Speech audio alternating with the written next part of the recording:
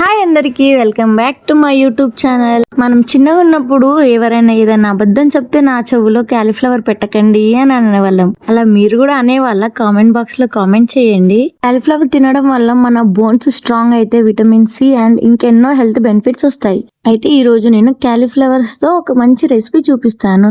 Routine గా కాకుండా అప్పుడప్పుడు ఒకసారి స్టాటస్ ఇలా ట్రై చేయండి క్యాలీఫ్లవర్ తో. మరి క్యాలీఫ్లవర్ 65 ఎలా చేయాలో చూసేద్దామా?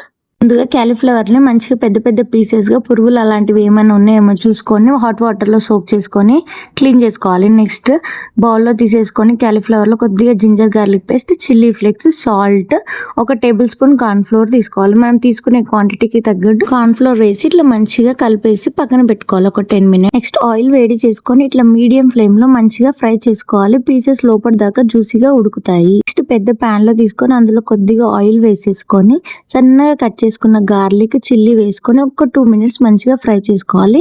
నెక్స్ట్ సన్నగా కట్ చేసుకున్న ఆనియన్స్ కూడా వేసుకొని మంచిగా ఫ్రై చేసుకోవాలి. అన్ని ఎక్కువగా ఫ్రై చేసుకోవద్దు, లైట్ గా ఫ్రై చేసుకోవాలి. Next 1 table spoon green chilli sauce, 1 table spoon red chilli sauce, కొద్దిగా సోయా సాస్, కొంచెం వెనిగర్ వేసి సాసెస్ అన్ని ఉడికేటట్టు ఒక 5 మినిట్స్ ఉడికించుకున్న తర్వాత కొద్దిగా మిరియాల పొడి వేసుకోవాలి. పక్క మిరియాల పొడి వేసుకోవాలి, ఎందుకంటే మనము కారం పొడి అలాంటివి వేయము కాబట్టి. మళ్ళీ గ్రేవీకి తగ్గట్టు సాల్ట్ వేసుకోవాలి, ఎందుకంటే ఆల్రెడీ కార్న్ ఫ్లోర్ లో మనం సాల్ట్ వేసాం, మళ్ళీ సాల్టీ అయిపోతుంది. అన్ని మంచిగా ఫ్రై అయ్యాక 1 కప్ లో వాటర్ తీసుకొని 1 టేబుల్ స్పూన్ కార్న్ ఫ్లోర్ వేసేసుకొని అది కూడా వేసుకోవాలి. ఇది జస్ట్ కన్సిస్టెన్సీ థిక్ చేయడానికి గ్రేవీ కోసము. నెక్స్ట్ ఫ్రై చేసుకున్న క్యాలీఫ్లవర్స్ కూడా వేసేసుకొని మంచిగా కలిపేసుకోవాలి. గ్రేవీ అవసరం ఉన్న వాళ్ళు వాటర్ వేసుకోండి, గ్రేవీ వద్దనుకున్న వాళ్ళు వాటర్ వద్దు.